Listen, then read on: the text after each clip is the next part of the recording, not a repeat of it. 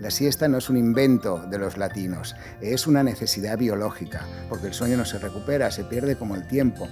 Y hoy en día estamos en disposición de decir o dar un mensaje totalmente positivo que en más del 90% de los casos podemos mejorar este sueño. Eduard Estivill es médico pediatra, neurofisiólogo y especialista en medicina del sueño. Formado en el Hospital Henry Ford de Detroit, ha ejercido durante 16 años en hospitales públicos de nuestro país. Actualmente es director de las Clínicas del Sueño Estivill, pioneras en España. ¿Tú eres más búho o más alondra? La gran mayoría de la población que durante el día acumulemos pequeños estados de tensión y ansiedad. Estos estados son los que provocan las alteraciones del sueño y concretamente el insomnio. Por lo tanto, agua fría no. Agua caliente tampoco, porque cerrará mucho las venas y entonces habrá otra. Lo mejor es una agua templada y sería correcto para preparar el sueño. Y un tema importante es la persona, por ejemplo, que te dice: yo duermo bien, pero a las 4 de la mañana me despierto y me cuesta mucho volver a dormir. Estas personas es recomendable que se levanten, que salgan de la cama, que no se queden allí, porque si no la cama se convierte en un enemigo. Vayan a la sala, tengan una luz tenue de color amarillento y empiecen a leer un libro muy aburrido. Ha participado en conferencias nacionales e internacionales y es autor de 31 libros, entre los que destacan Duérmete niño, traducido a más de 20 idiomas y con millones de ejemplares vendidos en todo el mundo. Su último libro es El método Tokay, donde cuenta claves para poner en hora tu reloj interno para poder dormir bien. Es decir, el abuelo hacía el ayuno intermitente, o sea que no hemos inventado nada. Parejas que no duerme bien, uno de los dos, ¿recomiendas que duerman juntos o separados?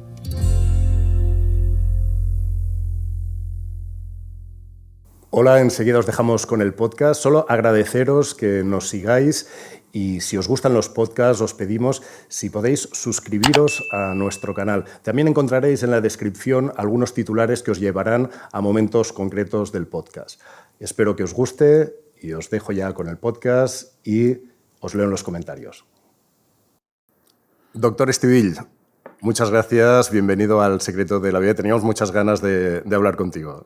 Es un placer divulgar, es un placer responder a las peticiones de gente como vosotros, que lo que hacen es dar contenidos a la gente joven, contenidos de ciencia que pueden ser muy provechosos para su salud.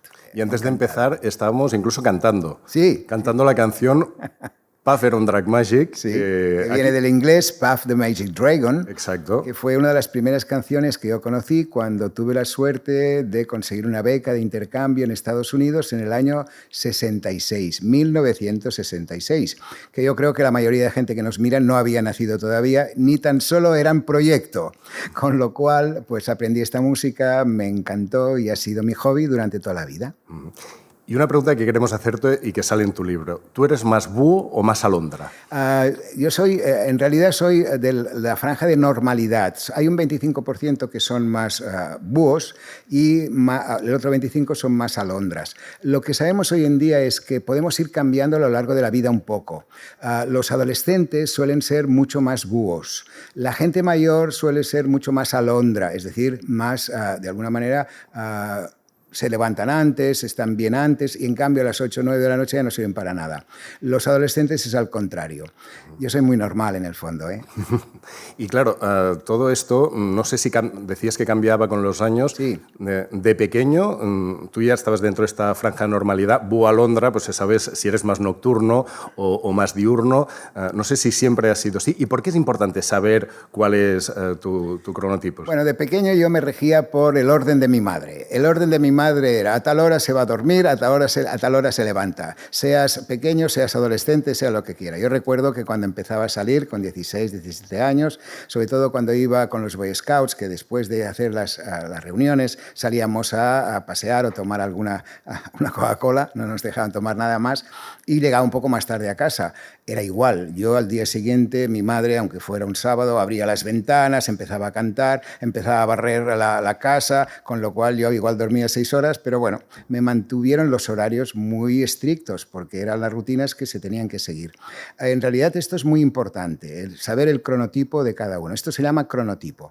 Mira, dentro del cerebro tenemos un pequeño grupo de células que es nuestro reloj biológico. Este reloj está determinado genéticamente para hacernos dormir de noche y estar despiertos de día.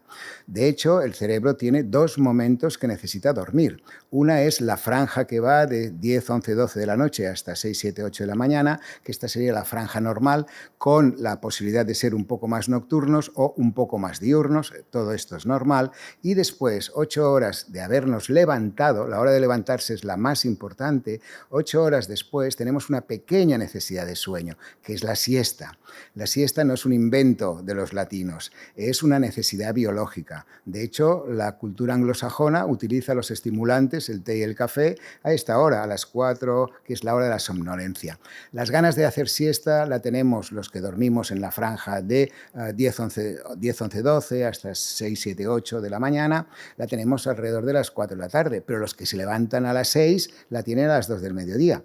Muchos trabajadores que trabajan en empresas, por ejemplo, de construcción, ves que comen a la 1 y hacen la siesta a las 2. Ahora hablaremos, bueno, es porque hay muchísimos temas. El hecho de comer, nos dices, hay también un estudio que dice, ¿qué pasa si comes antes o después de las 3 de la tarde? Eso es importante. Sí, ahora hay muchas modas, ¿sabes? Esto sucede muy a menudo. Normalmente la ciencia siempre va un poco más adelante de lo que son las costumbres populares algunas veces. Y ahora está la moda esta del ayuno intermitente, ¿sí? Lo que se ha demostrado es que el cerebro necesita dar la orden a todo nuestro sistema gastrointestinal para que repose, es decir, no ingerir comida en una franja determinada de horas, para dar lugar a todos los procesos de la microbiota, que son muy importantes, todas estas bacterias que nuestro cuerpo necesita que funcionen para regenerar todos nuestros sistemas. Entonces hay que dar una pausa al estómago no dándole comida. Por esto ahora se han inventado que el ayuno intermitente tiene que ser una franja horaria específica. Pero como todas estas cosas en las redes sociales se exagera muchísimo y dicen, no, si tú comes a las 4 de la tarde o hasta las 4 y después ya no comes nada hasta las 12 del mediodía, adelgazarás seguro, sí, pero además estarás de un mal humor horrible y no servirá de nada. Lo que servía era lo que hacían nuestros bisabuelos, que yo no lo he vivido, evidentemente, pero me lo ha contado mi abuelo.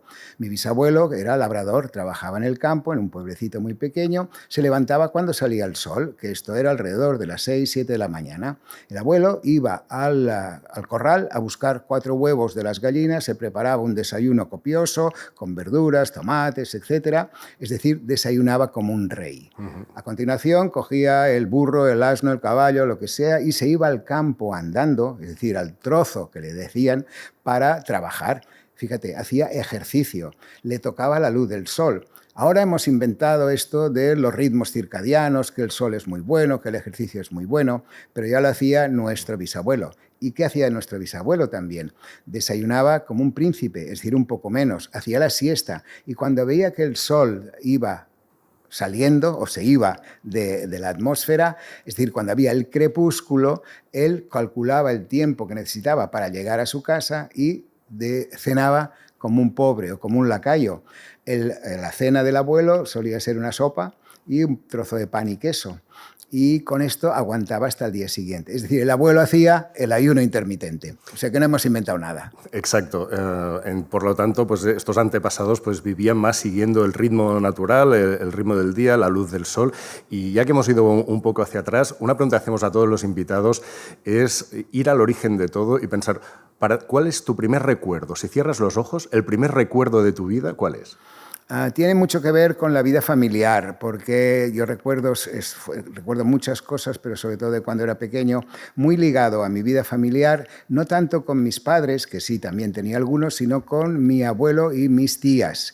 Yo cada final de semana, y recuerdo que debería ser muy pequeñito, me dejaban mis padres porque ellos trabajaban todos los días de la semana. En aquel tiempo, incluso los sábados tenían trabajo y ellos eran obreros de una fábrica, ¿no? Y para que yo, bueno, de alguna manera, los días que yo nacía, que no tenía cole, porque todavía no iba al cole, Porque entonces se empezaba el colegio a los 4 o 5 años, con lo cual me dejaban con los abuelos. Y yo recuerdo, y es de los primeros recuerdos que tengo, es que en la cena, en aquel momento evidentemente no había televisión, no había móviles, no había nada, y la forma de comunicarse era primero rezar el rosario y a continuación hacer juegos de mesa que jugábamos a cartas, cantábamos canciones. Y yo recuerdo muy bien, y esto seguramente es el primer recuerdo que tengo, muy pequeñito, me ponían encima de la mesa, que yo no debería tener más de 5 años o 4 años, y empezaban a cantar canciones, y una de las que cantaban era "Ahí viene el negro zumbón, ahí viene el negro zumbón, bailando alegre el bayón". Entonces me ponía en medio y yo bailaba. Esto lo recuerdo perfectamente. Doctor Estivill, ¿cuál es la causa más común que provoca un mal dormir? Bueno, todos los trastornos del sueño son síntomas. Tanto la gente que no duerme bien, es decir, el insomnio, y ahora te contestaré a la pregunta, o otros síntomas como puede ser tener demasiado sueño, roncar, sonambulismo, todo esto son trastornos del sueño. Todos estos trastornos tienen unos síntomas y hay que buscar la causa que provoca estos síntomas. Concretamente en el insomnio es la persona que o bien le cuesta empezar a dormir o se duerme rápido y se despierta muy pronto o se duerme, se despierta, se duerme, se despierta. Es decir, tiene un sueño con muchos microdespertares y poco reparador. Todo esto le llamamos insomnio y por lo tanto, si el insomnio es un síntoma, hemos de buscar las causas que provocan este síntoma. Hay más de 40 causas que provocan insomnio o mal dormir. Algunas son muy conocidas, la gente, por ejemplo, que toma 10 cafés, exceso de cafeína, o toma drogas estimulantes, son gente que duermen mal. La gente que trabaja de noche y tiene que dormir de día, normalmente su sueño no es adecuado y duermen mal. Y después muchas enfermedades provocan mal dormir. Por ejemplo, la gente con enfermedades neurológicas, un Alzheimer, una demencia, provoca mal dormir. Las enfermedades psiquiátricas también provocan mal dormir. El dolor provoca mal dormir. Problemas de tiroides provocan mal dormir. Pero la causa más importante no es una enfermedad de este grupo, sino que es qué pasa durante nuestro día, cómo repercute lo que pasa en nuestro sueño. Es decir, es una causa que no es directamente intrínseca, es decir, no es de dentro de nuestro cerebro, sino la culpa la tiene, entre comillas, lo que nos toca vivir. Y lo que nos toca vivir son las circunstancias de la vida de cada persona. Pero cuando se da una situación muy típica, que es que cada uno vive su día con su forma de ser. Entonces hay personas que son alegres, animosas, con ganas de hacer cosas, con empuje, con ilusión. Esta es una parte de su personalidad. Pero estas personas también son muy responsables, muy autocríticas, dan vueltas a las cosas, se preocupan de todo, anticipan la ansiedad. Y esto es una forma de ser normal, esto no es patología, pero esta es su forma de vivir. ¿Qué pasa? Que durante el día recibimos las influencias de lo que nos toca vivir, que son cosas de tipo laboral, de tipo afectivo y de tipo social. Con lo cual estas personas son más vulnerables, y esta es la gran mayoría de la población, que durante el día acumulemos pequeños estados de tensión y ansiedad. Estos estados son los que provocan las alteraciones del sueño y concretamente el insomnio. Claro, y la sabiduría popular es muy importante y ahora que hablamos de tu infancia, tu abuela creo que era quien te decía ¿a qué te dedicas? Y dice, bueno, esto de quien duerme mal es quien tiene mala conciencia, ¿no? Sí, se reía. Dice, ¿por qué es esto de estudiar el sueño? Si la gente que duerme mal es porque no tiene la conciencia tranquila, me decía. ¿Sí? Y la verdad es que no siempre es así, evidentemente, ¿no? Porque hay causas algunas veces médicas, otras más importantes. Pero sí que vemos que lo que nos sucede durante el día tiene mucha influencia durante la noche. ¿Y cuántas horas es necesario dormir? Porque hay quien normaliza. Dice, bueno, pues yo duermo 5 horas al día y bueno, no pasa nada. Y mira, tú dices, sí que pasa, ¿no? O sea, ¿cuándo hay que buscar ayuda? En realidad, para entender las horas que necesitamos dormir, antes hemos de entender qué es el sueño y para qué sirve. Es decir, el sueño es un taller de reparación y restauración, tanto de la parte física como de la parte mental. Cuando dormimos, lo que hace el cerebro es reparar todo lo que hemos gastado durante el día y sintetizar, aprender, formalizar la memoria o formar la memoria con lo que hemos aprendido durante el día. Es decir, el cerebro trabaja mucho durante la noche. Entendiendo esta idea de que el sueño es un taller de reparación y memorización, entenderemos que el número de horas tiene mucho que ver con la edad de cada persona. Por ejemplo, un niño de 3, 4, 5 años que se mueve muchísimo, que aprende muchísimo, necesita que el taller funcione 11 horas como mínimo. Un adolescente que sigue moviéndose bastante y aprendiendo mucho necesita 9 horas. Y no hay ningún adolescente que duerma 9 horas, porque los adolescentes son el grupo de población que piensa que dormir es perder el tiempo. Pero bueno, hay que explicárselo y lo entienden porque notan la repercusión al día siguiente. Se ven cómo está el día siguiente. Si duermen mejor, estarán mejor en los exámenes, sobre todo, y también mucho en su performance física, es decir, serán más buenos haciendo deporte, haciendo gimnasia. Los adultos necesitamos entre 7 y 8 horas. Y esto es importantísimo entenderlo y hacerlo entender a la gente, porque la vida actual, el ritmo de vida, nos lleva muchas veces a sacar horas de sueño para hacer otras cosas. Por ejemplo, el que se aficiona a hacer running, ¿sí? Y hay que decirlo así, running, ¿sí? Se convierte en runner. Entonces este hombre, que es un pringao porque nadie le subvenciona el correr, pero en cambio le gusta mucho, saca horas de sueño para poder ir a correr. Entonces, normalmente la gente te puede decir, no, yo con 6 horas tengo bastante y después ya recupero el final de semana. Esta frase sí, se dice mucho. Yo el final de semana recupero. ¿De eso qué opinas? Pues mentira, es mentira. Sí. Claro, porque ¿qué hace el taller? Reparar hoy para estar bien mañana. No repara hoy para estar bien el viernes, por ejemplo, hoy que puede ser martes, miércoles, lo que sea. Entonces, ¿qué? Tú no puedes decir, no bebo durante la semana y ya bebo agua el fin de semana, ¿no? Este es el símil correcto. Se entiende mejor con la comida. Tú no me puedes decir, no, yo como solamente los lunes y después el final de semana recupero y ya comeré todo lo que tenga hambre. Comerás un 25% más de lo que comes normalmente, pero no llegarás a reparar el sueño. Por lo tanto, muy, muy importante dormir estas 7 horas y media, 8 horas. Y sí que es verdad que hay gente, que es un 5% de la población, que con 6 horas tiene bastante. Pero tiene bastante todos los días de la semana, todas las semanas del mes, todos los meses del año. Sí, esto es importantísimo. Incluso sábados y domingos se despiertan al cabo de 6 horas. Bien. Y al día siguiente están perfectos. Esta es la forma de saber si las horas que hemos dormido han sido suficientes. Claro, esta es la clave, ¿no? Que puede decir, claro. O sea, simplemente es ver eso, que tú estés bien al día siguiente, ¿no? Y no engañarte, porque también puedes decir, bueno, pues yo ya voy tirando, ¿no? Esto suele pasar, ¿no? Fíjate que los que hacen esto de recuperar, entre comillas, te dicen, no, el lunes voy bien, el martes estoy perfecto con 6 horas, el miércoles también voy tirando bien, el jueves ya empiezo a notar que llego a la tarde un poco cansado, y el viernes, sobre todo, ya tengo ganas de que llegue el sábado, ¿sí? Este es el que duerme fatal y que no recupera, porque el sueño no se recupera, se pierde como el tiempo. También es cierto que hay el otro 5% de la población, el 90% ya os he explicado que es entre 7 y media y 8, sí. Pero el 5% restante son los que necesitan más horas de sueño, necesitan 9, y este grupo de población se lo pasan fatal, pobres. Esto no está bien visto. Claro. Dormir mucho, claro. Dormir poco o dormir menos horas de lo normal en la sociedad actual es perfecto. Es el primero que llega al trabajo, que siempre está a punto, ¿sí? Error terrible, pero están bien vistos. En cambio, el que llega justo al trabajo, al que no puede tirar adelante porque se retrasa y todo esto está mal visto. Y lo más importante es que hemos descubierto, siguiendo este concepto de que el sueño es un taller de reparación y restauración, que las horas que necesitan dormir los adultos mayores, y consideramos adultos mayores a partir más o menos 65, 70 años, con 6 horas tienen suficiente. ¿Por qué? Bueno, pues porque ya no se mueven tanto como un adulto o un adolescente y ya no aprenden tantas cosas porque ya saben muchas, con lo cual la reparación y restauración de la memoria con menos tiempo es perfecta.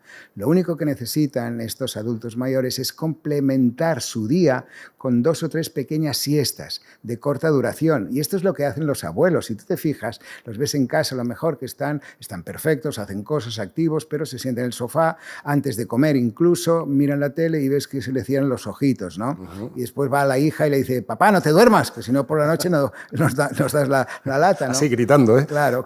Y él dice, no, si no duermo, si lo oigo todo, ¿no? Y es verdad, porque es un sueño muy superficial. Hemos de dejar que estos abuelos duerman o estos adultos mayores duerman estas pequeñas cantidades de sueño, que son las 2-3 siestas que complementan sus necesidades del sueño. Por lo tanto, gente de más de 65 años que nos está viendo, es normal hacer un par de siestas, nos dices, de qué duración y a qué horas. Lo normal es que por la noche suelan dormir estas 6 horas. Claro, es muy importante. Mira, tuvimos un caso de una paciente que te explico. Era una abuela de 78 años, brillante, buenísima, con la cabeza totalmente despejada, y va y viene a la consulta y me dice, vengo aquí para que me dé pastillas para dormir.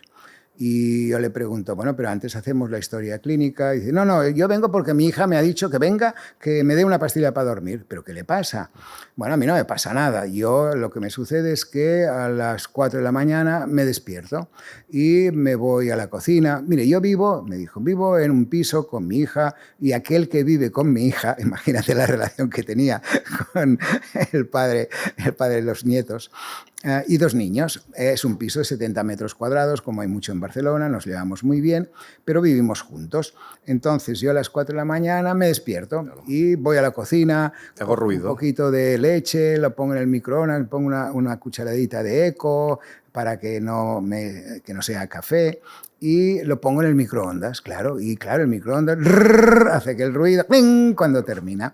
Se ve que despierto a toda la familia, ¿no? Pero bueno, después de esto voy al baño, hago un pipí, vuelvo a la cama y me despierto nuevamente alrededor de las 7, acabo de dormir. Este tipo de sueño de esta abuela era lo que se llama el duerme vela, que es correcto, y a las 7 de la mañana empezaba su vida laboral, preparaba los desayunos de los niños, se iba después a comprar, hacía la comida, y antes de que llegara la hija a comer, se sentaba en el sofá, y cuando llegaba la hija la veía con los ojos que se le iban cerrando, y la hija le decía, mamá, no te duermas, que si no después por la noche no me dejas dormir. Ella se levantaba, comía, después de comer tenía actividades con el grupo que trabajaba o que hacía cosas, y alrededor de las 7, 8 de la tarde preparaba la cena y otra vez lo mismo, se quedaba dormidita más o menos 5 o 10 minutos, no mucho más. Y después de cenar, cuando cenaban a las 8:30 con el resto de la familia, después de cenar se ponían a ver la tele. Y me dice, y cuando aquel que vive con mi hija coge el mando de la televisión y empieza a cambiar los canales, allí sí que me quedo frita. Y es cuando su hija le dice, mamá, vete a la cama, que si no a las 4 de la mañana estarás despierta. Son las 10 de la noche, yo me voy a la cama y no tengo ningún problema para dormir. Yo duermo bien. Lo que pasa es que duerme 6 horas, duerme sus 6 horas de 10 a 4 de la mañana, me vuelvo a despertar. Claro. Por lo tanto, de 10 a 4, ¿cuántas horas van? Son 6. Claro. Y durante el día, ¿qué hacía? 2 pequeñas siestas.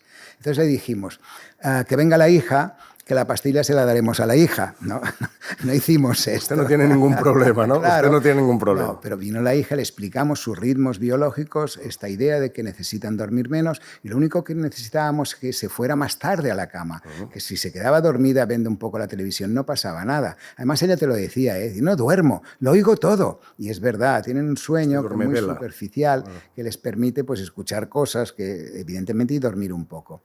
Lo arreglamos sin pastillas, y esto es muy importante porque la población de personas mayores son el grupo de consumidores más importante de fármacos, ¿no?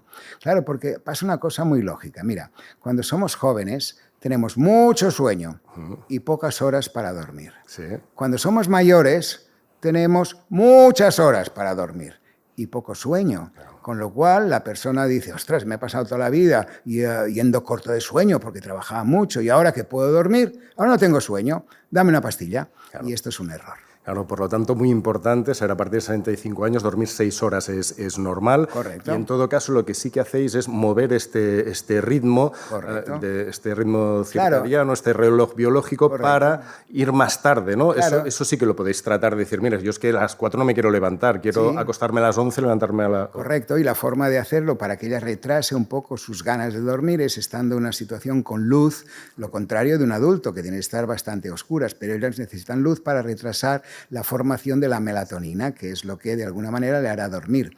Entonces simplemente movemos, es decir, en vez de 10 a 4, ponemos el reloj de 12 a 6. Claro, a las 6 de la mañana ya es una hora mucho más normal, ya las calles están puestas, ya no hay ningún problema para la pobre abuela y solucionamos el problema sin medicación. Claro, ¿y cómo lo hacéis? ¿Cómo es esta cronoterapia? Porque ponéis luz también, o sea, en alguna ocasión gafas también que dan luz, ¿cómo es exactamente? Mira, Este reloj biológico que hemos explicado, que es el responsable de que nos venga el sueño durante la noche, necesita que algunos, como todos los relojes del mundo, necesita que le demos cuerda. Vale. Y la cuerda son las informaciones que recibe este reloj para empezar a funcionar.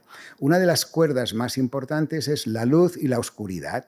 Este reloj entiende que cuando se hace oscuro, cuando viene el crepúsculo, ve enseguida a través de sus ojos y llega esta información de que está el crepúsculo, es decir, que la luz va de alguna manera disminuyendo, le dice a su glándula pineal, que es un punto muy concreto de dentro del cerebro, que empiece a fabricar melatonina. Entonces, después de 2 horas de empezar a tener melatonina en el cuerpo, viene el sueño, informa al sueño que tiene que dormir. Esto es un sincronizador, se llama, ¿sí? Una cuerda de este reloj.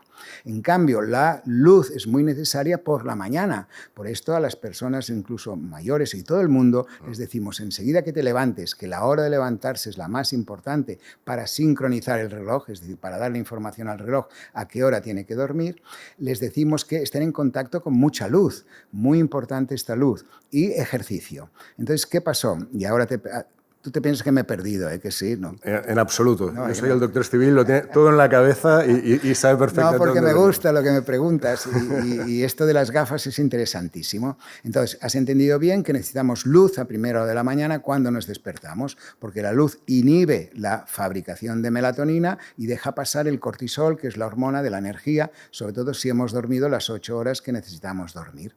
Pero ¿qué pasa, por ejemplo, en los países nórdicos, donde tienen una oscuridad muy manifiesta durante 6 meses del año? Allí empezaron a investigar mucho este uso de la luz artificial. ¿Cómo podían hacer que sus personas tuvieran luz cuando la necesitaban, que era por la mañana? Se deprimían, ¿no? Claro, sobre todo ellos vieron que tenían graves problemas de tipo de salud mental, índice de suicidios muy alto, depresiones muy altos, el índice de depresiones muy altos y el consumo de alcohol muy alto.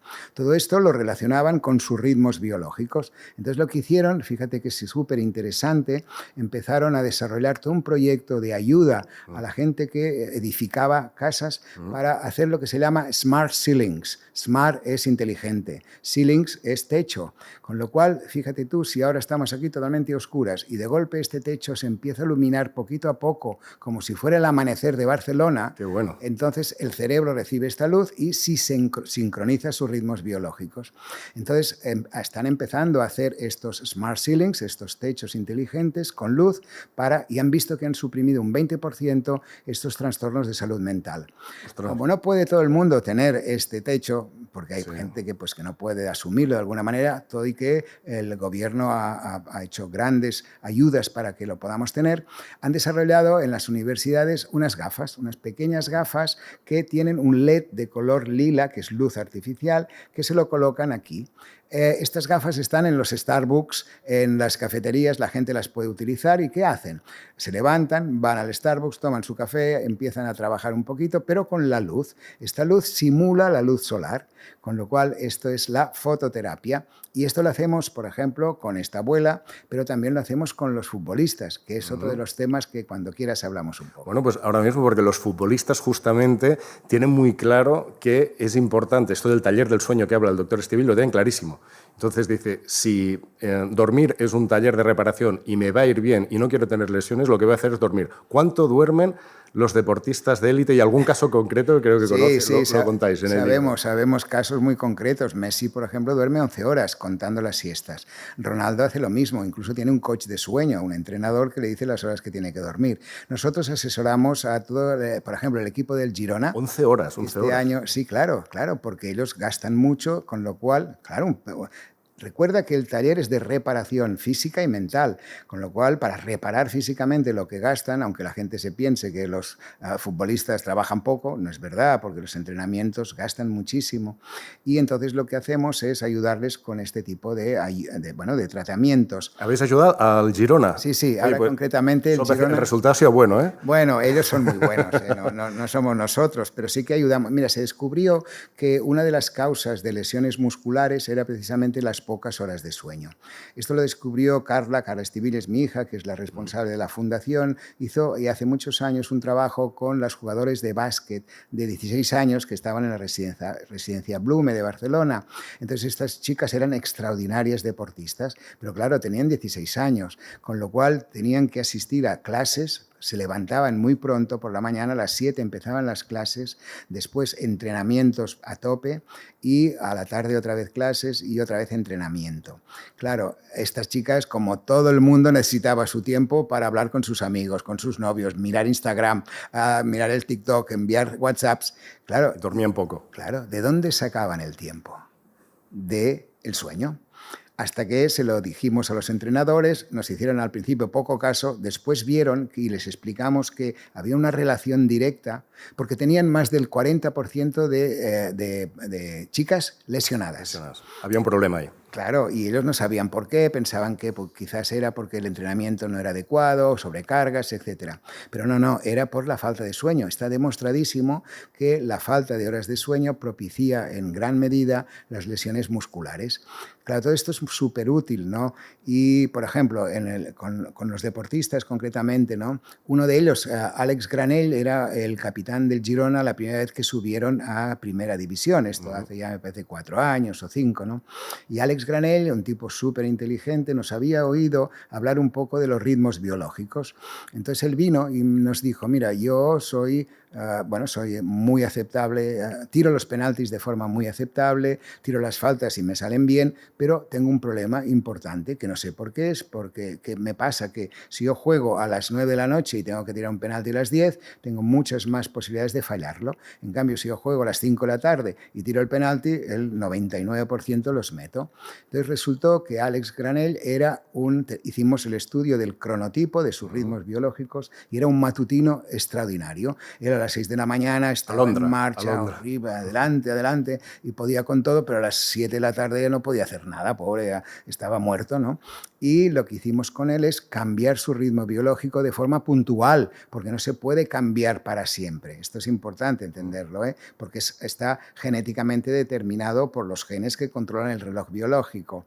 Entonces, puntualmente sí que podemos retrasar este ritmo, ¿no? ¿Y qué hacíamos con Alex? Le hacíamos hacer el día que jugaba por la noche, le hacíamos hacer una siesta un poco larga después de la comida. Cuando se levantaba, le poníamos las gafas, como simulando como si fuera la mañana. Un nuevo día, claro, correcto. La mañana. Y entonces cuando llegaba la noche jugaba de fábula. ¿Y mejoró? Sí, estaba encantadísimo. Y a partir de aquí fue cuando ya el resto sobre todo a través del director médico que tienen en Gerona, que es un chaval súper bueno en cuanto a medicina deportiva, y a todo el staff que tienen, que son gente muy responsable. Supongo que en todos los clubes son así, pero ¿qué pasa? Que en Girona, como es más pequeñito, controlan mucho mejor las situaciones externas y no les influyen tanto y pueden hacer el trabajo muy bien hecho. Y con ellos también estamos colaborando. Y ahora más, por ejemplo, porque al hacer todo, ellos tendrán que jugar la Copa de Europa, sí. Con lo cual empezarán los viajes, y los viajes habrá que adaptar también cómo es este viaje. Uno de los trabajos que hicimos también fue preparar las jugadoras de hockey hierba, las jugadoras, en la final de Tokio. Y este año también estamos... ¿La selección? Sí, la selección española. Y este año estamos trabajando con ellas también para París, que dentro de un tiempo, de muy poco tiempo, estarán en marcha. Pues qué importante y qué interesante y cómo de necesario es tener en cuenta todos estos aspectos. Porque hablamos ahora también de costumbres, hablabas antes de Finlandia. ¿Es cierto que en España dormimos menos que en otros países? Sí, es un problema básicamente de nuestra organización y de nuestros políticos que de alguna manera tienen que regir los horarios, cosa muy difícil, de cómo vive la población. Me explico. Aquí en España lo que nos pasa es que trabajamos hasta muy tarde y las rutinas establecidas desde hace mucho tiempo, sobre todo desde que Franco se alió con Hitler para conseguir el mismo horario que los alemanes, simplemente para hacer la pelota, y la verdad es que nos fastidia a todos, porque nuestro ritmo biológico, que va con la luz, está muy desplazado en función de lo que nos sale de nuestro cuerpo. Entonces, ¿qué pasa? Nos acostamos mucho más tarde que el resto de los europeos, porque claro, trabajamos hasta las 7, 8 de la tarde, llegamos a casa, entre que cenamos, estamos con la familia, todo esto, nos vamos a dormir a la 1 de la noche. Después te dicen, no, la culpa la tiene la tele porque el prime time lo ponen ponen las películas buenas a las 11 de la noche o las 12. No, la tele no tiene ninguna culpa, la tele está regida por gente inteligente y lo que hacen esta gente que rige los horarios de los programas de tele es ponerlos cuando hay más gente que lo vea, porque si ponen un partido de fútbol a las 6 de la tarde no lo verá nadie o casi nadie. Entonces, es una rueda, ¿no? Todo el mundo está metido ahí. Claro, y el problema es que, claro, nos vamos a dormir más tarde, 11, 12, 1 de la noche, pero nos levantamos a la misma hora que el resto de los europeos, con lo cual vamos cortos de sueño. Somos unos pringaos, porque encima nos dicen que nuestro trabajo no es productivo, ¿no? Y en cambio estamos muchas horas en el trabajo. Lo que hay que hacer es adaptarnos a un ritmo horario mucho más parecido al que tiene Portugal o al que tiene Italia. No hace falta ser como los nórdicos. Exacto, siempre se habla de los nórdicos. No. Italia, por ejemplo, ¿a qué hora se cena? ¿Se cena antes? A las 8 de la noche es la hora máxima de los restaurantes y 8:30 están cerrados. En Portugal igual. Francia también venía. Claro, Francia ya no te digo. Sí, sí. Ya tú vas a Francia a las 8 de la noche y no comes, o no cenas. Y a las 3 de la tarde no comes. Evidente. A mí me pasó hace nada. Es que es así, pero tienen muchos mejores horarios y se levantan a la misma hora que nosotros, a las 7, 7:30, empiezan a trabajar, desayunan fuerte, comen a la 1 como mucho y a las 7:30, 8. Y claro, el prime time, por ejemplo, de la televisión es a las 8:30. Por lo tanto, ¿a qué hora deberíamos desayunar, comer y cenar?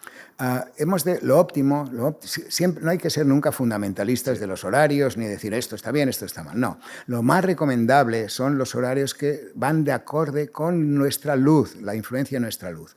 Un horario ideal sería intentar despertarnos alrededor de las 7 de la mañana para poder hacer un poco de ejercicio, aunque sea andar, desayunar bien y que nos toque el sol. Por ejemplo, mucha gente te dirá, no, es que por la mañana voy justísimo. Entonces, claro, ¿qué hago? ¿Puedo hacer deporte? Claro. Bueno, no pasa nada.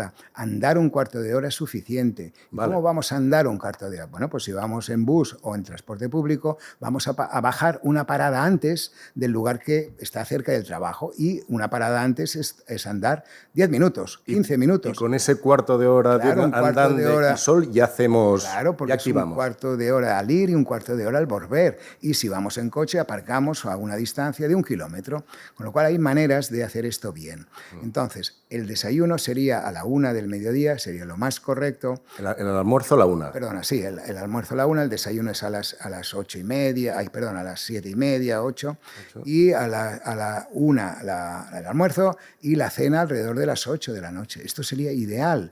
Y muchas personas ahora ya, sobre todo jóvenes que tienen hijos, intentan seguir los horarios de los niños. Y esto lo hacen súper bien, porque la cena la tienen todos juntos a las 8, 8:30, sí. Y después les permite, si el niño duerme bien, que les hemos de enseñar a dormir y sabemos cómo hacerlo, consiguen tener un espacio de tiempo para su intimidad, para hablar, para ver una película, lo que sea, y a las 11 pueden estar en la cama. Claro, de 11 a 7, ¿cuántas horas van? Pues esto sería la recomendación que das, y también una preocupación que hay, y sobre todo en las noches calurosas, es con este calor no puedo dormir. ¿Qué recomendación nos da para dormir las noches de verano? Es importante entender que hay algunos factores externos que influyen en la calidad de nuestro sueño. Cuando dormimos es como si bajamos los peldaños de una escalera. El primer peldaño es el sueño superficial, después viene el sueño profundo, que es cuando descansamos físicamente, cuando producimos la hormona del crecimiento, cuando se produce la melatonina, y después viene el sueño REM, que es cuando configuramos la memoria y es donde soñamos. Pues bien, estas 3 fases de sueño configuran los ciclos de sueño. Entonces, sabiendo esto, podemos determinar cuál es la situación mejor para poder dormir o qué cosas nos influyen a la hora de dormirnos. Las cosas externas, como puede ser el calor, el ruido, importante en verano, pero sobre todo el calor, que es lo que nos interesa, hay que saber una cosa. El cerebro tiene una temperatura y esta temperatura del cerebro tiene que bajar para poder dormirnos. Es decir, el cerebro se tiene que enfriar aproximadamente 1/2 grado o un poco más. ¿Qué pasa? Esta temperatura que baja del cerebro no se pierde, sino que llega a las partes más distales de nuestro cuerpo, manos y pies. Hasta que este cerebro no se ha enfriado, es decir, no se ha recalentado las manos y los pies, no nos viene el sueño. La gente que le cuesta dormir tiene los pies fríos. O dicho al revés, la gente que tiene los pies fríos les cuesta dormir. Entonces, ¿qué hacemos muchas veces si tenemos los pies fríos? Nos ponemos unos calcetines y nos despertamos al cabo de 2 horas con calor en los pies y nos los tenemos que sacar. ¿Por qué? Porque ya ha bajado la temperatura del cerebro, con lo cual las partes distales ya se han calentado. No sé si me he explicado bien, pero es un poco de lío. Pero lo importante es entender que si la temperatura externa es muy alta, no se producirá este proceso. Cosa práctica a realizar, sin ningún tipo de miedo y en todas las edades, tener siempre una toalla húmeda para mojarnos la nuca, para mojarnos detrás de las orejas, mojarnos las muñecas y si en medio de la noche, porque lo que hace el calor es no dejarnos entrar en un sueño profundo. Nos provoca muchos microdespertares y si en uno de estos microdespertares notamos mucho calor, entonces utilizamos este tipo de toalla húmeda o lo que sea. El aire acondicionado no es recomendable porque reseca mucho las mucosas. Se puede tener, si tenemos la suerte de poderlo tener, que no todo el mundo tiene el dinero para poder tener el aire acondicionado, lo tenemos que tener en una habitación aparte o cerrar el que está en la habitación. Muy recomendable también los ventiladores, muy recomendables porque cambian el aire y nos permite estar más frescos. A dormir mejor ventilador que aire acondicionado, por lo tanto, si no esté y después, cerca. Evidentemente, la gente te dirá, bueno, tíos, vosotros, los que sois ricos, ¿no? Bueno, hay mucha gente que es más humilde y que no tiene la posibilidad de tener ni aire acondicionado ni un ventilador y tiene que conformarse con abrir las ventanas. Pero claro, al abrir las ventanas hay el problema de la luz y hay el problema del ruido ambiental. Aquí la mejor forma de ayudarse es con estos tapones de goma espuma, los más baratos que hay en la farmacia, que son muy, muy útiles, se ponen y reducen el ruido ambiental en un 60%, lo cual te permite oír el llanto de un niño si tienes un niño pequeño o el despertador y ponerse un antifaz junto con la toalla húmeda que nos va a ayudar mucho a dormir mejor. Esta toalla húmeda, recordamos, nos has dicho para... nuca, detrás de las orejas, que es donde se concentra más las cantidades de calor. Vale. No pasa nada, porque antes las abuelas decían, uy, que no se vaya a dormir con la cabeza mojada, que se va... Bueno, no, esto no pasa nada. Vale. Y el otro tema que nos preguntan mucho es también si es buena una ducha de agua fría, agua caliente. No, el agua fría lo que provoca en el cuerpo cuando tú te duchas en agua fría es una vasodilatación de todas las venitas más externas y entonces tenemos la sensación de calor cuando dejamos de tener agua fría, ¿sí? Es lo que nos pasa si vamos al gimnasio, nos duchamos normal y al final agua fría y salimos con calor en el cuerpo. Por lo tanto, agua fría no. Agua caliente tampoco, porque cerrará mucho las venas y entonces habrá otra... Lo mejor es una agua templada y sería correcto para preparar el sueño. Pues muy importante porque es verdad que es una cosa muy habitual de decir estoy... Agua fría porque no puedo más, pero claro, es pan para hoy y hambre para mañana, para aquí 5 minutos, ¿no? Muy bien.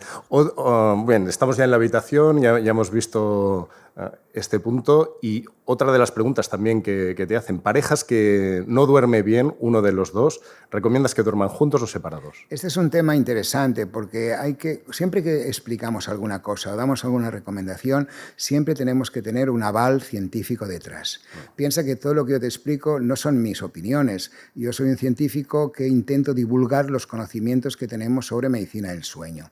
Pero no es nada personal, o sea, a mí yo no opino, ¿sí? No soy un opinador, no soy un gurú. No tienes interés en que las parejas duerman juntos separadas, es lo que dice la ciencia, ¿no?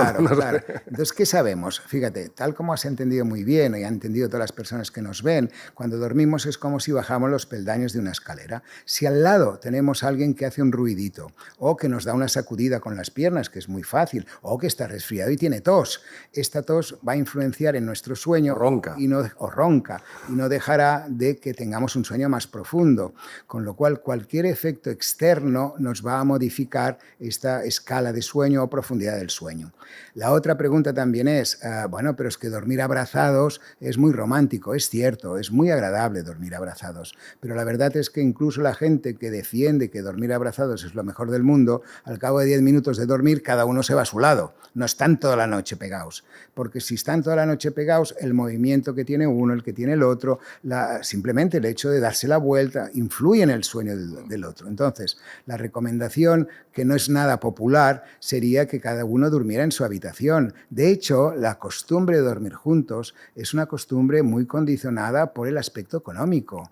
Antes se sabía, por ejemplo, en edades muy antiguas, cada uno vivía en su espacio. Aunque fuera un espacio común, cada uno tenía su cama. No había la costumbre de tener una cama grande para la pareja, no. Dormían cada uno en su cama. Un espacio propio para cada uno, ¿no? Claro, aunque sea pequeñito. Porque decía lo de una habitación propia, pues aquí en el caso de, de dormir, pues también, ¿no? Sería recomendable. Porque entonces lo que hacemos es, primero, estar más cómodos en el momento de podernos girar, podernos mover, y la otra es, por ejemplo, siempre hay uno que tiene más calor que otro, entonces siempre se pelean, yo quiero manta, yo no la quiero, tápate, yo no me tapo. Es un lío, siempre es un nido de problemas. El ronquido ya no te digo, porque dormir al lado de un roncador es el peor o la peor tortura que nos podemos dar. El ruido, mira, hace muchos años cuando empezamos, recuerdo que recorté una noticia del periódico que decía, un jubilado de 80 años mata a su compañero de habitación en una excursión de estas que hacían las personas mayores, del inserso y demás, lo tiró por la ventana. Entonces dije, no, es que roncaba tanto que no podía dormir. Claro, este hombre estaba un poco chalado, por esto tiró al otro por la ventana, pero era tan importante la destrucción del sueño de este, dijéramos, loco que lo tiró por la ventana. Suerte que no se murió, porque era un primer piso. Y el pobre, menos mal. Sí, cayó encima de un toldo, de un bar. Bueno, no dormir bien provoca una situación realmente de... Has visto gente que lo pasa muy mal, ¿no? Sí, esta era la conclusión más importante. Como el sueño es un taller de reparación y restauración, las consecuencias las tenemos al día siguiente y las tenemos muy claras, que son en el aspecto físico y en el aspecto mental. El aspecto físico, la más importante es la somnolencia. Es decir, si tú no has dormido, al día siguiente tendrás sueño, sobre todo cuando haces algo aburrido, conducir, por ejemplo. Y el segundo es el cansancio. Físicamente no estás bien y cualquier tipo de actividad, aunque sea más sedentaria, necesitas moverte.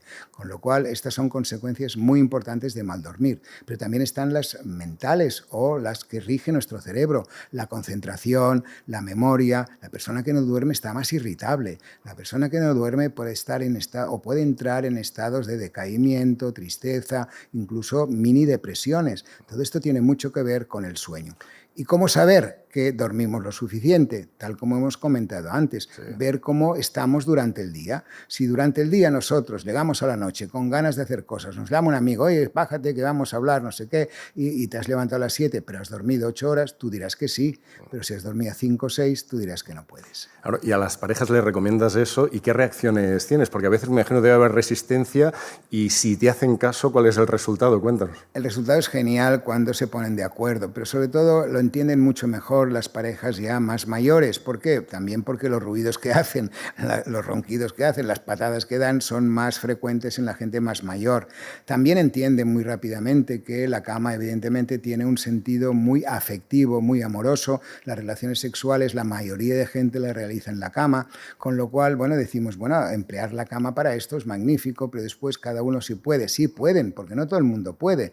Tener una habitación para cada uno es ideal y si no, en camas separadas para no molestarse tanto entre unos y otros. Y si uno ronca mucho, pues enviarlo a la clínica del Estivill y a ver si lo arreglan. Y has hablado ahora del sexo. ¿El sexo es bueno antes de acostarse para dormir o no? O, desde el punto de vista, ¿cuál sería la mejor hora para dormir bien? Correcto. Sabemos hoy en día que cuando una persona, un hombre llega a un orgasmo, tiene el orgasmo, pero después viene una fase de relajación y desconexión.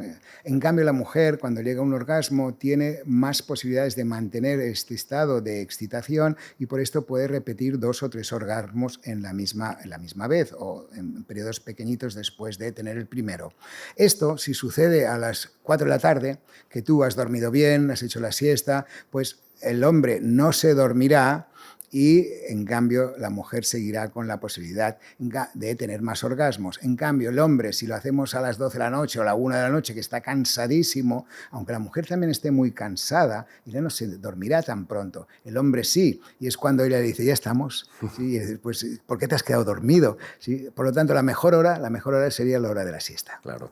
Y daros unas cuantas recomendaciones antes de irse a dormir, por lo tanto, esto sería pues, hacerlo con tiempo, por ejemplo, y también dices cenar a las 8, has dicho antes, aproximadamente, y la idea sería, das también en el libro la información de 2 horas antes, ¿no? De dormirse como... Claro, para dejar que el estómago empiece ya la digestión. Esto es muy importante, porque si nos vamos con el estómago lleno, después nos cuesta más empezar a dormir. Por esto es importante, y si lo hacemos a esta hora, 8, 8 y media, tendremos este tiempo para dejar que la digestión empiece a funcionar, sobre todo comiendo poco, es decir, comiendo como un lacayo, recuerda esto, como hacían los bisabuelos, para después poderse a dormir alrededor de las 11 con la digestión ya medio hecha. No es recomendable no cenar, porque entonces sí que el mismo cerebro tiene hambre, es decir, ve que su estómago, que produce unas sustancias que son las leptinas y grelinas, que son las responsables de la saciedad y del hambre, hacen que se rebelen y que digan, tío, que hoy no hemos comido desde las 3 de la tarde. Por esto es bueno siempre comer alguna cosa. Y la fruta, pues la gente que dice, yo solo ceno fruta, la fruta no es muy recomendable para cena porque tiene un tiempo de digestión un poco largo, con lo cual es mucho más recomendable a media tarde, en la hora de la merienda, por la mañana, con el desayuno. Esto sería ideal, pero no tanto para la cena. Por lo tanto, estamos en la noche. Cenamos después, bueno, ya nos has dicho que empieza desde ya primera hora del día con el sol, etcétera, a preparar el sueño, que eso es importante, ¿eh? Desde que nos despertamos empezamos a preparar el día, importante la luz, el ejercicio por la mañana que nos has comentado, y llegamos a las 8. Cenamos sobre las 8 de la tarde, 8, 8 y media, como 2 horas antes. ¿Qué más cosas tenemos que tener en cuenta por la noche? Muy importante entender que el sueño no viene de golpe. Hasta hace muy poco pensábamos que podíamos estar trabajando todo el día, haciendo actividades, llegar a la noche, mirar la hora, uy, me tengo que ir a dormir, ponerse en la cama, y entonces nos colocamos esperando que el dios Morfeo venga y nos atrape. Sí, desconectar el interruptor, ¿eh? Eso no va a ser. No existe porque no hay interruptor. Y el dios Morfeo está de vacaciones. Con lo cual, ¿qué pasa? Que estamos en la cama todavía demasiado activados. La idea básica es entender que el sueño no viene de golpe y el sueño se prepara.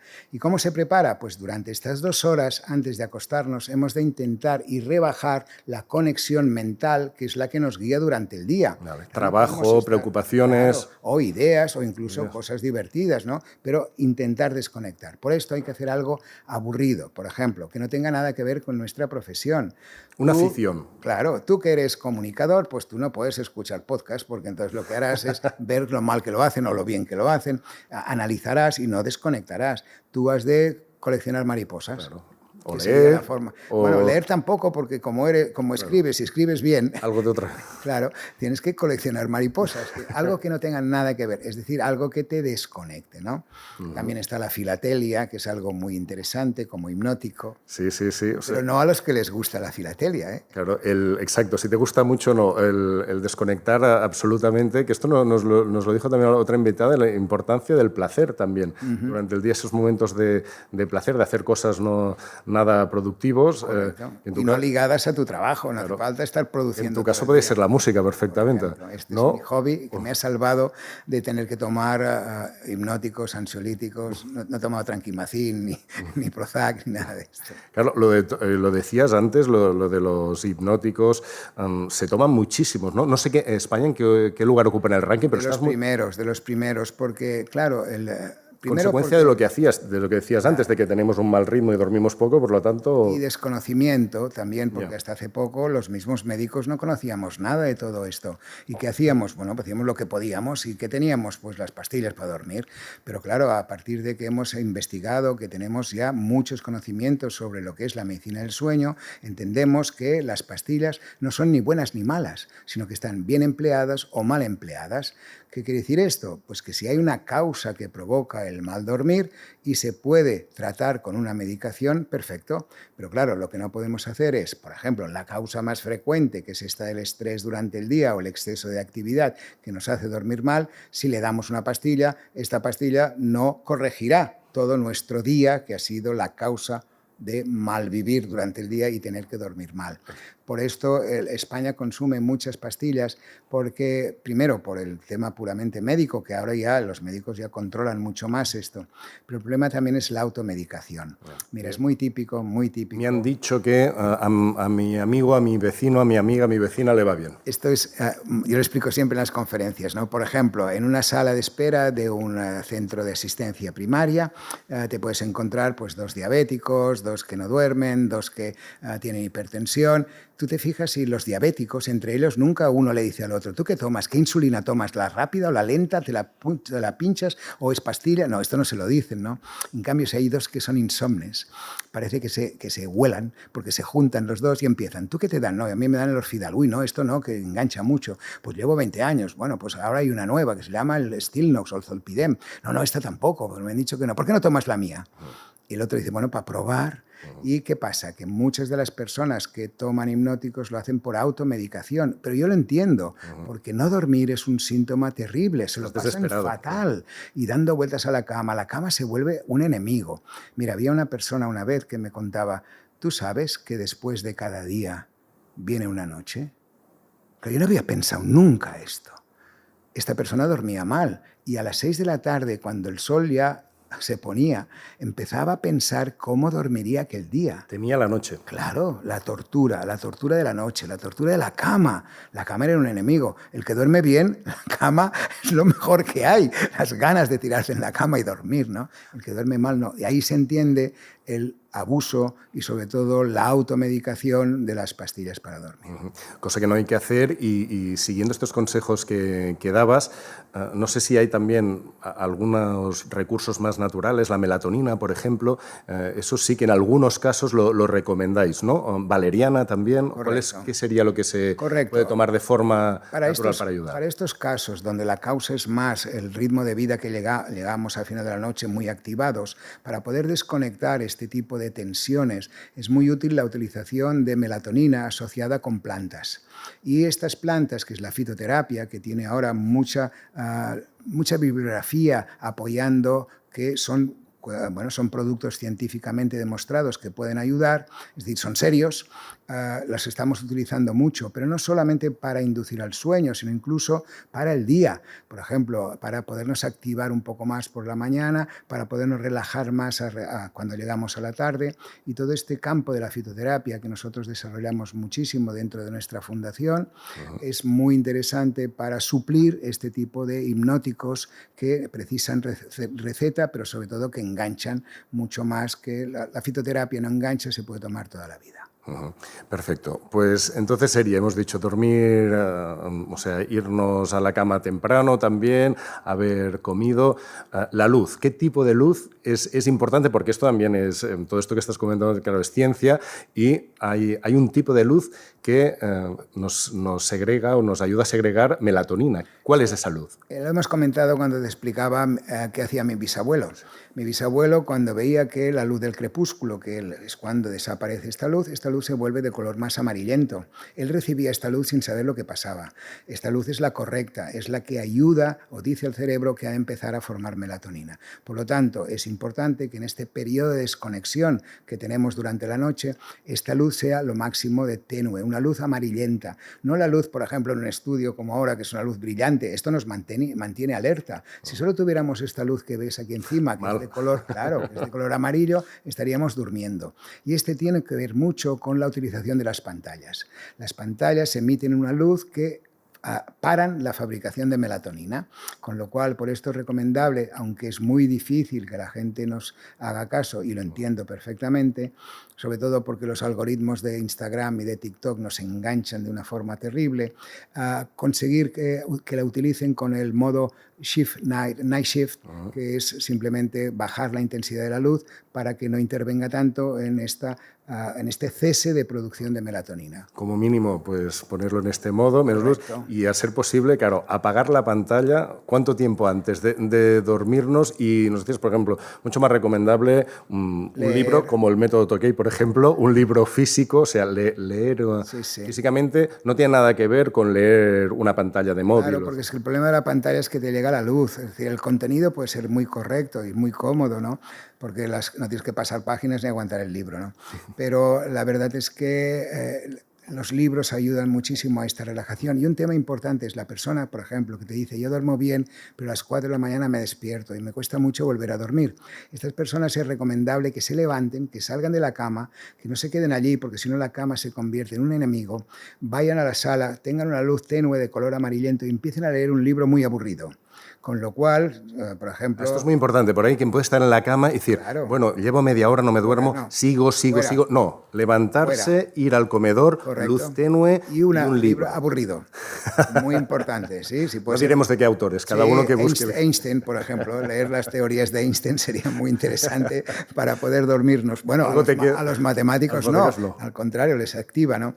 Pero esto es importante. Sí, porque es... Y la utilización de la luz se hace con este sentido, ¿no? Una luz tenue que deje fabricar melatonina. Por lo tanto, la cama la relacionamos con intentar dormir, no que no sea este momento, si no nos levantamos y hacemos otra cosa. Correcto. Ese momento también, nos despertamos a medianoche y miramos al reloj. Sí. Miramos y mira, llevo ya, son las 3, me queda tanto, ya solo puedo dormir tanto. Claro, ¿Te recomiendan mirar o no mirar el reloj? No, no hay que mirarlo en absoluto. Es decir, si tú te despiertas a medianoche, lo mejor es no saber la hora, porque entonces todavía es más la obsesión de decir, me queda tanto, me queda tanto. No. Si te despiertas a medianoche, hay que levantarse, ir a buscar el libro de Einstein, leerse las fórmulas de la...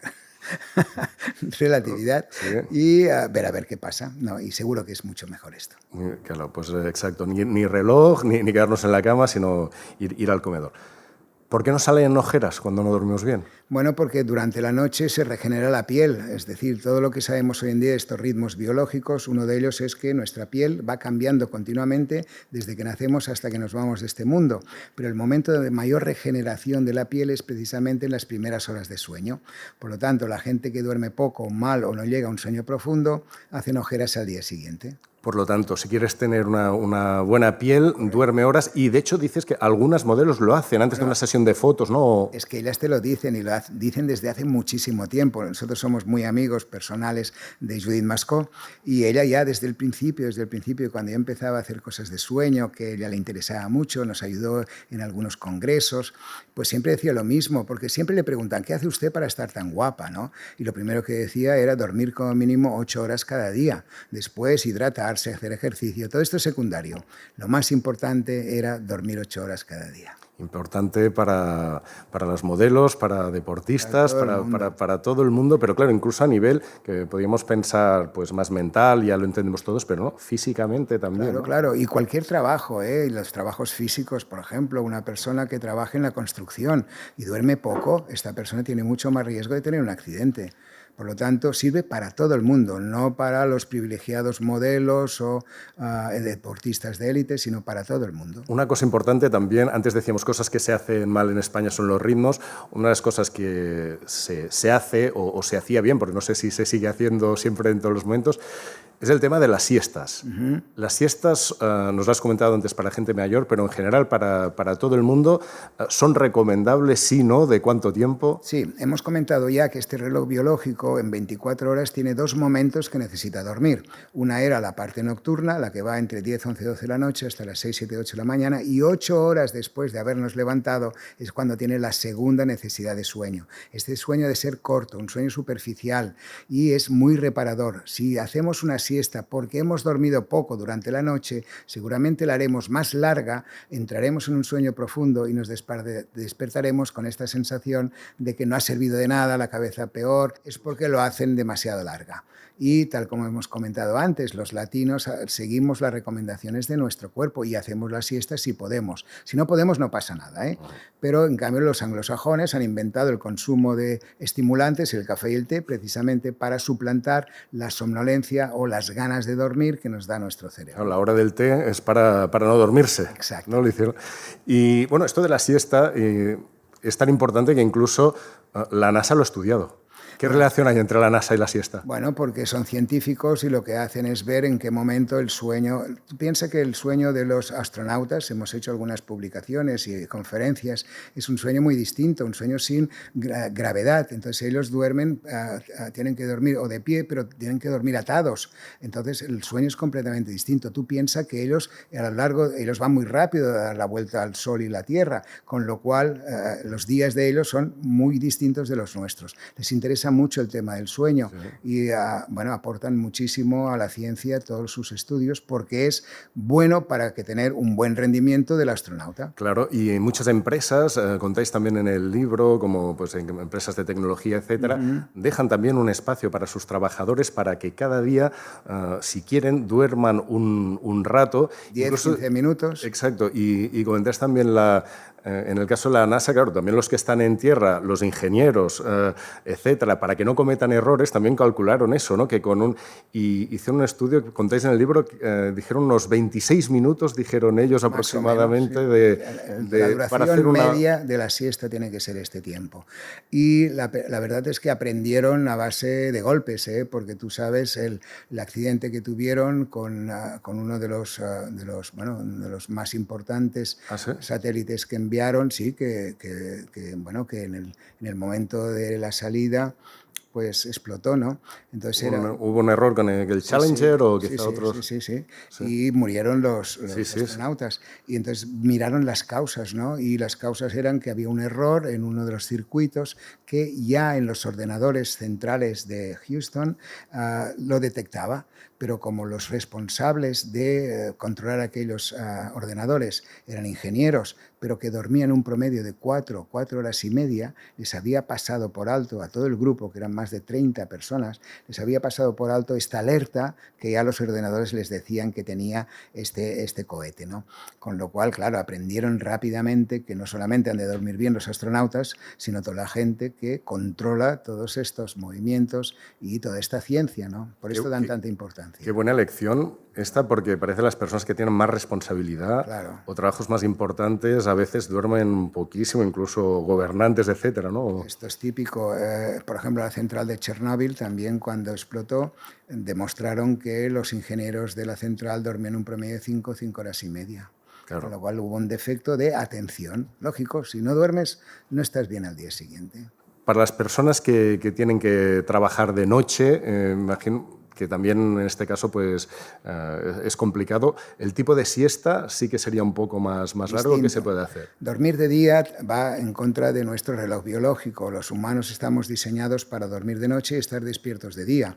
Si fuéramos ratones, están diseñados o controlados por sus genes que tienen que estar despiertos de noche y dormidos de día. Por lo tanto, no podemos cambiar el reloj. La gente que tiene que trabajar de noche y dormir de día, su sueño durante el día no es igual de reparador.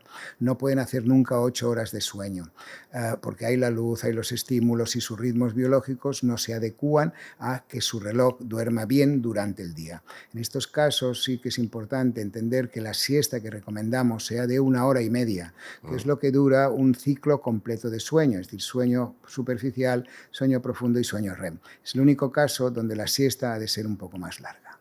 Y otros casos también pues, que llaman la atención también puede ser el sonambulismo. No sé si te has encontrado muchos casos y si tiene cura, ¿se puede hacer algo? Sí, el sonambulismo es una actividad que padecen sobre todo los niños y algún adulto, pero muy raramente, que durante la noche se despiertan, pero están profundamente dormidos. Pasan siempre en las primeras horas de sueño, es benigno totalmente y repiten conductas que han aprendido durante el día. Por ejemplo, es muy típico que un niño de 3 años que está aprendiendo a hacer pipí al váter se levante al cabo de 1 hora de dormir, los padres lo ven con los ojos abiertos, pero una sensación de dormido total, no habla, va hacia el baño y en vez de hacer pipí en la taza del váter, la hace en el suelo y tan tranquilamente se vuelve a la cama.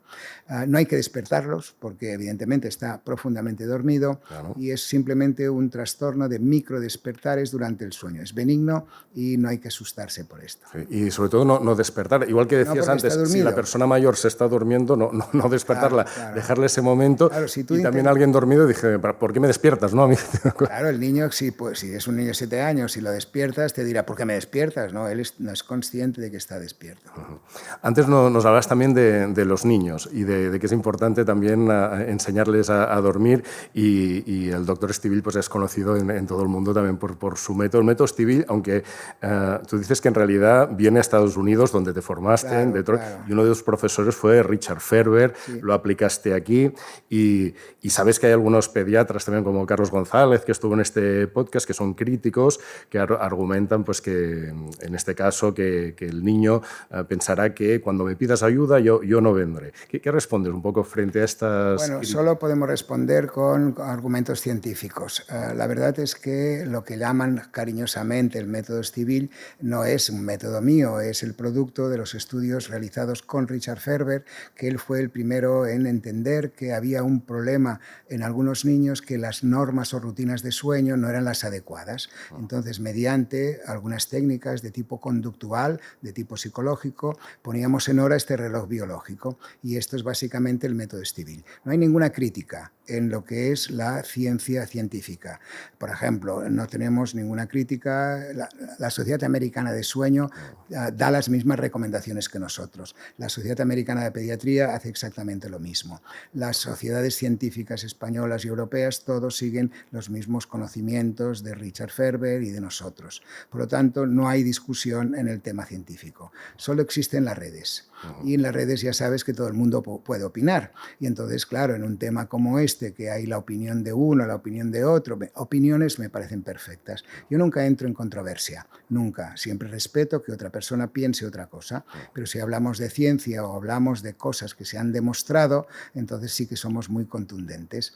Por lo tanto, entendemos que estas críticas o simplemente divergencias en las opiniones pues son muy respetables, pero no entramos en absoluto en controversia. Exacto. De hecho, la Academia Americana del Sueño concluyó que en ninguno de los 13 estudios realizados se identificaron efectos secundarios adversos como resultado de participar en programas de sueño conductuales. A veces también, muchas veces, porque también hablamos con Carlos González y él decía, no, si hay las opciones, pues cada uno escoge la que sea y no hay evidencia científica de que sea malo cualquier este otro método. También a veces son opciones que quizá no, también son todas válidas. Hay quien también lo vive con mucha pasión también, ¿no? Si he escogido este método, quiere decir que el mío es bueno, el tuyo no. Y entonces también, claro, entender que el amor que tú profesas al niño durante todo el día pues es lo importante, como lo educas. Sí, ¿no? pero También. fíjate que siempre son opiniones. Exacto. Es decir, no hablamos de ciencia. Y has explicado antes ya que lo que yo explico yo no es mi opinión. Lo que pueden explicar otras personas pueden ser opiniones. Claro, en un tema que no lo conocemos todo, es fácil que haya muchas opiniones. Por ejemplo, si tú y yo hablamos de si la luna es redonda o cuadrada, no habrá muchas opiniones, porque todo el mundo ve que la luna es redonda, no es cuadrada. Entonces, aquí no hay discusión. Pero si es un tema como el sueño, que todavía hay muchas implicaciones y que cada vez investigamos más cosas, puede haber muchísima gente, y la prueba está que si tú te pones en Internet, hay miles de coach que además lo que hacen es aplicar el método Stivil sin decir que es el método Stivil. ¿Ah, sí? Sí, porque aplican las mismas premisas, un poco modificadas. Bueno, me parece muy bien, ¿no? Porque es el producto de entender cómo podemos modificar unas conductas sin ser nocivos para el niño, porque lo más importante, y lo has precisado muy bien, todos los estudios que tenemos demuestran que no hay ningún efecto secundario por enseñarles a dormir. Sí, en cambio, hay efectos secundarios si no duermen bien durante mucho tiempo, claro, porque son niños más dependientes de los padres, niños, por ejemplo, que les cuesta la autonomía, es decir, hay más problemas en los niños que duermen mal y que no les hemos enseñado a dormir de pequeñitos. Y te va a preguntar la opinión, pero más que opinión, ¿qué dice la ciencia? Porque me imagino que también lo has estudiado, sobre el colecho. Bien, es lo mismo, es decir, el colecho es una forma primitiva de dormir que lo hacían básicamente pues los animales, lo hacen. Por suerte no somos animales y hemos mejorado un poco en este tema, y básicamente también sabemos que los movimientos, otra vez, la dependencia que el niño crea con los padres como el objeto externo que acompaña su sueño es totalmente desaconsejable. Nosotros nunca entramos en controversia. Los que opinan que deben dormir con su niño nos parece genial, y cuando tengan algún problema, pues ya les ayudaremos. Aquí estamos. ¿Tú aplicaste el método Stivil en tu familia? No, yo lo viví profundamente porque mi hija cuando nació dormía mal, se despertaba, y yo recuerdo que hasta los 4 años que me pedía agua, ¿no? Y yo pensaba, ¿pero por qué agua? Y hasta que un día ya no podía más, después de 4 veces que me pedía agua, le planté el vaso de agua ya con 4 años y dije, a partir de ahora ya no me llames, cógelo tú. Y sí, se acabó. Carla, que es mi hija, fue un poco la precursora del Stivil, ¿no? Porque de lo que llaman el método Stivil. Entonces, después de esto pasó que yo fui a Estados Unidos y antes no lo conocía. Por lo tanto, fui víctima igual de todos estos papás. Por esto los entiendo tanto, ¿no? Porque los papás quieren a su hijo, pero a la vez ven lo que sufren los niños, porque los niños sufren, porque no se lo pasan bien, porque no descansar tiene consecuencias al día siguiente, y con esto, pues, los padres también tienen consecuencias. Fíjate que muchos de los padres de los niños que no duermen bien o que hacen colecho solo tienen un hijo. Y después está todo el tema amoroso, ¿no? Si en una pareja que tú tienes un niño entre medio, difícilmente podrás hacer el amor, a no ser que seas, algo rarillo. Y claro, has ayudado a muchísima gente, decíamos más de 70.000 pacientes, que decimos la importancia de dormir. Esto lo debes ver a diario. Personas a quien les cambias la vida realmente. O sea, de si es horroroso no poder dormir, el día que ya pueden dormir bien, tú ves que les cambia la vida, ¿no? ¿Qué reacciones has recibido? Es así. Es una de las cosas más agradables de nuestro trabajo. Pero piensa que no solamente soy yo, sino todas las personas que tienen unidades de sueño y cada vez son más y mejor formadas, tienen este feedback positivo. Pues tú fuiste pionero aquí en España. Tuve la suerte de que yo llegué aquí cuando todavía no habían unidades de sueño establecidas como tales. Sí que había profesionales puntuales, por ejemplo, psiquiatras que trataban insomnios, porque los pacientes psiquiátricos tienen este síntoma muy importante. O había neumólogos que trataban el tema del ronquido o otorrinos, pero había pediatras que trataban el tema del sonambulismo, pero no había nadie que tratara todos los temas de medicina del sueño.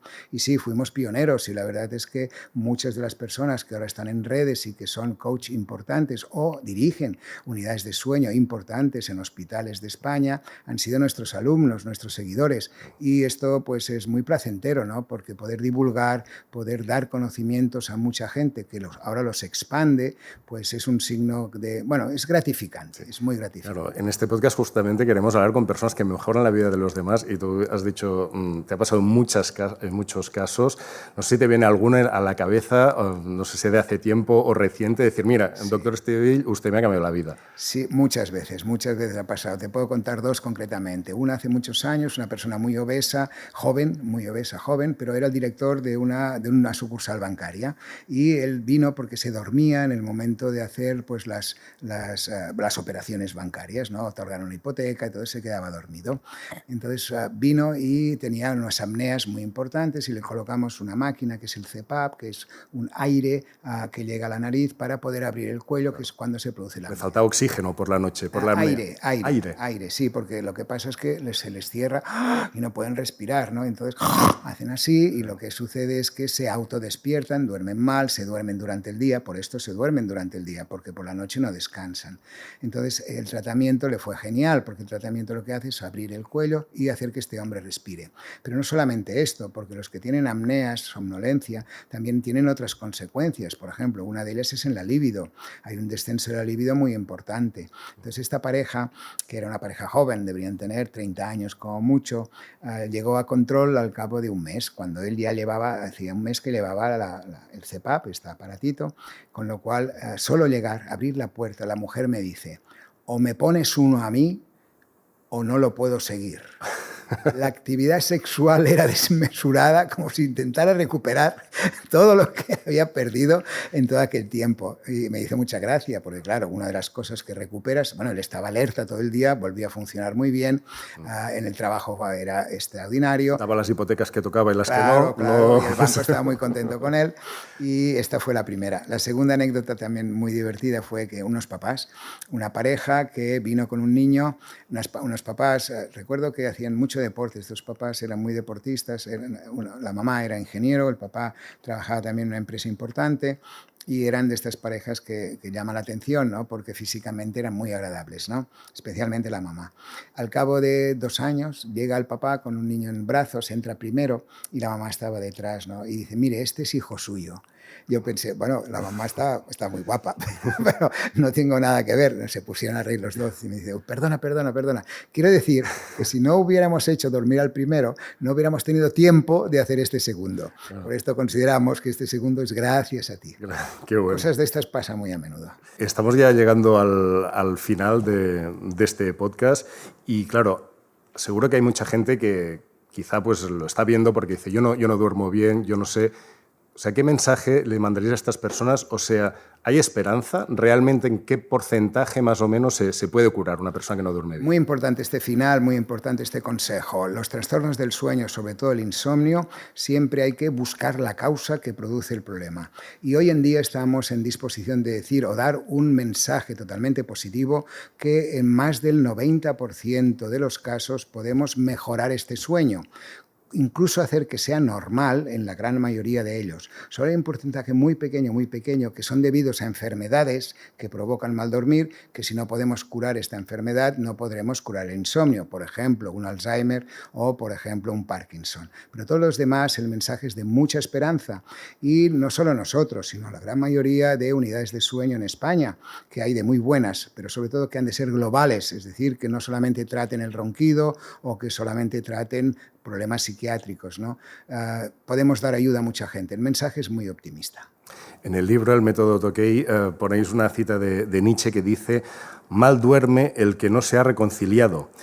Y por lo tanto esto nos conecta, ahora lo pensé leyendo, un poco al inicio lo que decía tu abuela. Correcto. Que viene a ser, duerme mal quien no tiene la conciencia tranquila. Exactamente, es así. Y no es en realidad tan cierto, ¿no? Porque hay muchos problemas que no son solamente de que la conciencia tiene... Pero el estrés, la vida... Si tenemos algo en la cabeza, seguramente dormiremos mal, ¿no? Y fíjate que el saber popular, es impresionante el saber popular. ¿Cuántas veces has oído? Consúltalo con la almohada. ¿Qué quiere decir esto? Consúltalo con la almohada. Es decir, si tú tienes durante el día algún problema, alguna situación que no llegas a ninguna conclusión o no sabes cómo salirte, duerme. Y durante el sueño, tu memoria va a configurar los procesos necesarios para que al día siguiente encuentres la solución. Y esto le ha pasado a muchísima gente. Y además se despiertan y dicen, ostras, tanto dar vueltas ayer con este tema y ahora se ha solucionado en 2 minutos porque tenía la cabeza clara. Lo veo clarísimo. Exacto. Por lo tanto, la ciencia en este caso sí que refuerza algunos de estos conocimientos populares. Hay otro muy importante que la ciencia o los dichos populares, uno de ellos es lección dormida, lección sabida. Y esto está totalmente demostrado. Significa que si dormimos bien después de estudiar una lección, al día siguiente la recordaremos mucho mejor que si dormimos poco o mal. Por lo tanto, para los estudiantes, importantísimo dormir bien antes de un examen. Correcto. Bueno, siempre, pero más antes de un examen. Más antes de un examen. ¿Te definirías como una persona optimista, vitalista? Sí, totalmente. Yo siempre veo el vaso medio lleno y esto a veces hace que me pase de revoluciones y de pensar. Pero yo, fíjate, recuerdo mucho cosas buenas y muy pocas cosas malas. Y sí que es verdad que esto debe ser genético, pero hay alguna memoria de mi cerebro que es totalmente olvidadiza. Por ejemplo, yo puedo ver las películas de James Bond, que las he visto todas 10 veces, y empiezo a ver una y no sé cómo acaba ni qué pasa entre medio. Y esto es un placer brutal, porque claro, cada vez es como un TVO nuevo, como leer una novela nueva, y esto me pasa a menudo con estas cosas. En cambio no me sucede con otras, y esto debe ser una característica genética, ¿no? ¿Y qué has aprendido con los años que no sabías de joven? He aprendido todo, muchísimo, pero sobre todo aprendí cuando tuve la ocasión de vivir en Estados Unidos durante 2 años, aprendí a ser tolerante, aprendí a ser abierto en mis comunicaciones y en mis relaciones con las personas y entender sobre todo que no existe ni el blanco ni el negro, que el mundo está lleno de matices, de grises y sobre todo que siempre hay que hacer algo para los demás. Esto es lo que más me motiva. Y para ti, que vendrá un poco en esta línea también, siempre preguntamos cuál es el secreto de la vida, porque tú te dedicas también a eso, a ayudar a los demás, ¿no? Para mí es mi secreto, es decir, me viene ya un poco de mi formación de adolescente. Tuve la suerte también de entrar en un grupo de Boy Scouts y que una de las premisas o de las guías que teníamos era hacer cosas para los demás, ¿no? Y de hecho cada día teníamos que hacer la buena obra, que era hacer algo bueno para la otra gente, ¿no? Esto me quedó en la cabeza y después en toda mi vida he procurado hacer esto, ¿no? Y estoy muy agradecido, la vida me ha tratado bien desde el punto de vista físico, desde el punto de vista mental, desde el punto de vista laboral y desde el punto de vista afectivo con las personas que yo he querido, con lo cual esto me hace ser optimista y sobre todo hacer cosas por los demás es lo que más me place.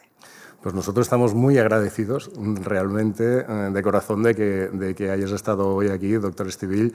Un placer y muchas gracias. Gracias a ti. Te has librado de cantar, ya lo sabes. Bueno, porque hemos cantado al inicio. ¿Quieres que terminemos cantando o no? Puff the magic dragon, live by the sea. Que no te oigo. No, pero es que en inglés no me la sé, no me la sé. Bueno. Y yo hay cosas que dejo a profesionales. Muchas gracias.